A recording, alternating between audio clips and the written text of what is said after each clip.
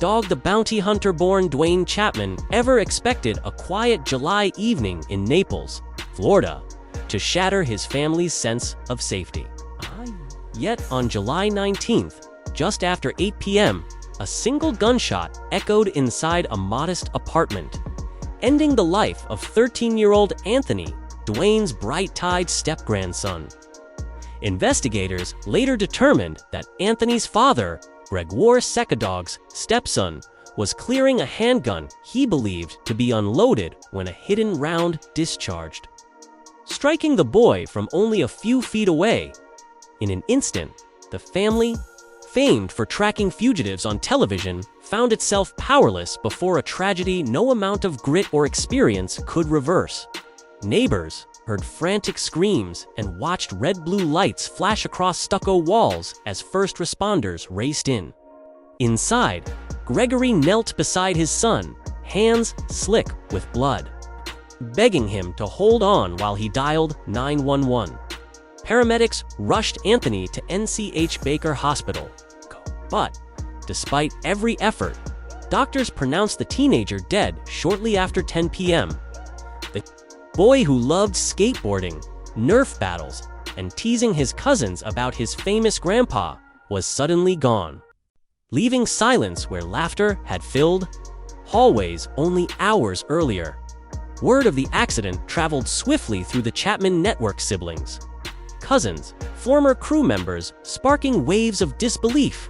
For Dwayne, still carrying the pain of losing his wife Beth to cancer in 2019, the news reopened wounds he had only just begun to scar over.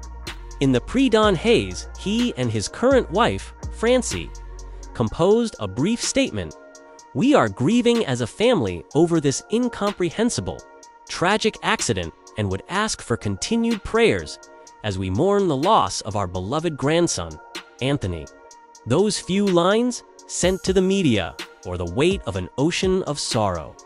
Law enforcement officials labeled the shooting an isolated incident and confirmed no arrests had been made. Yet the investigation remained active. Detectives collected shell casings, measured angles, and reconstructed the scene with laser scanners while the family cooperated fully, handing over security footage and phone records. Florida prosecutors must now decide whether negligence charges are warranted, weighing Gregory's remorse, spotless record, and the grief he already endures. Legal experts note that even if charges are filed, a court may favor restorative over punitive justice, recognizing that some punishments are suffered long before any verdict is read. Online, condolences mingled with criticism. Supporters posted candle emojis and Bible verses. Detractors questioned gun safety, celebrity privilege, and why Gregory hadn't been immediately arrested. Acknowledging the swirl of opinions, Dwayne's publicist asked for restraint, reminding people that official findings take time and that behind every headline is a family in real, private pain. In the days that followed, bouquets and teddy bears lined the walkway to the Chapman home.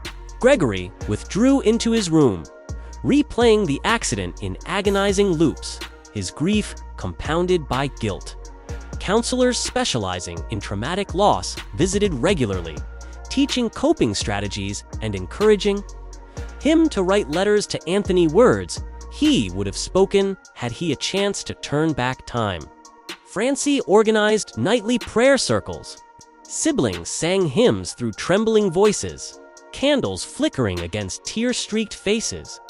Anthony's memorial service, a week later, overflowed with classmates wearing t-shirts stamped with his favorite catchphrase, "Let's go," and releasing white balloons into a cloudless sky.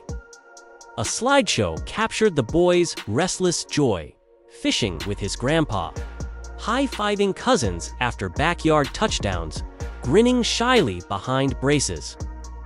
Dwayne's eulogy cracked with emotion as he spoke of Anthony's habit of leaving encouraging notes.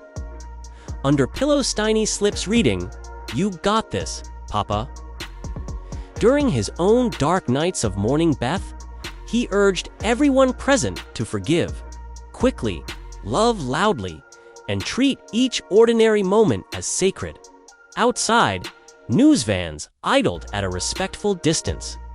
Invitations for exclusive interviews poured in, but Dwayne declined, choosing family over airtime. Projects in development were paused indefinitely. Ratings could wait. He contemplated using his platform to promote firearm safety education, humbled by how a single, careless second can rip a life away. Close friends say he is exploring partnerships with organizations that teach responsible gun storage. Determined to spare other parents the torment Gregory now faces. Today, Akeen's bedroom remains exactly as he left it, a half-built Lego. Set a tangled pair of earbuds, a crumpled reminder to study math flashcards.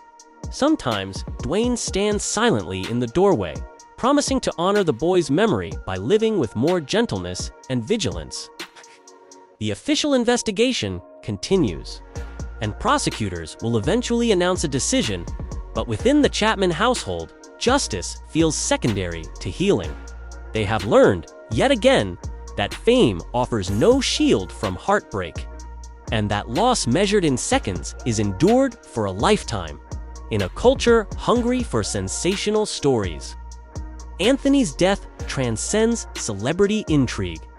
It is a cautionary tale about how quickly ordinary routine can give way to irrevocable tragedy, and a plea for empathy that stretches far beyond Naples, Florida.